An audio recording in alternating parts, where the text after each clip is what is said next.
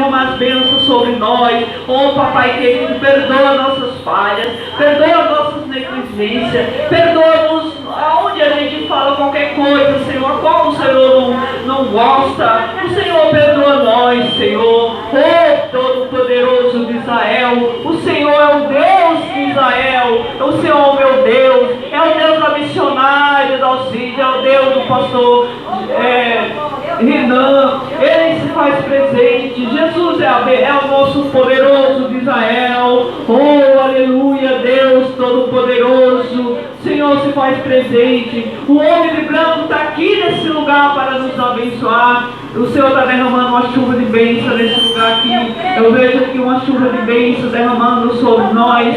E o Senhor vai nos confortando, vai nos fortalecendo, Jesus. Senhor, abençoa todos, Senhor, que faz parte da igreja de Jesus de amor. Dá-lhe a bênção, meu Deus, dá-lhe a vitória. Abençoa a cantora Débora, que se faz presente aqui, que ela vai cantar o louvor. Jesus, abençoa ela, Senhor, no ministério dela, a qual ela vai gravar, Senhor, o seu CD, Senhor. Abençoa ela, meu Pai. Ajuda ela, fortalece ela, Senhor. Que ela seja humilde na tua presença, que a glória seja para o Senhor. Oh, glória ao teu nome, Jesus.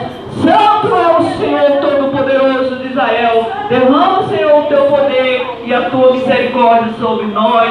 É o que eu te peço, Jesus, já te agradecendo pelo teu poder. Abençoa, Senhor, o pastor Renan, a qual vai entregar a Santa Ceia do Senhor. É a Santa Ceia, Senhor, o teu sangue, é o corpo do Senhor que vai derramar sobre o nosso corpo, sobre o nosso sangue. Oh, Senhor, derrama o teu amor, derrama a tua proteção sobre nós. É o que eu te peço, Jesus, já te agradecendo, em nome do Pai, do Filho e do Espírito Santo de Deus. Pode bater palma para Jesus e dar glória para o Rei da Glória, porque Jesus já está aqui, o Todo-Poderoso, o homem de branco já se faz presente aqui nesse lugar. E eu quero já de antemão dar uma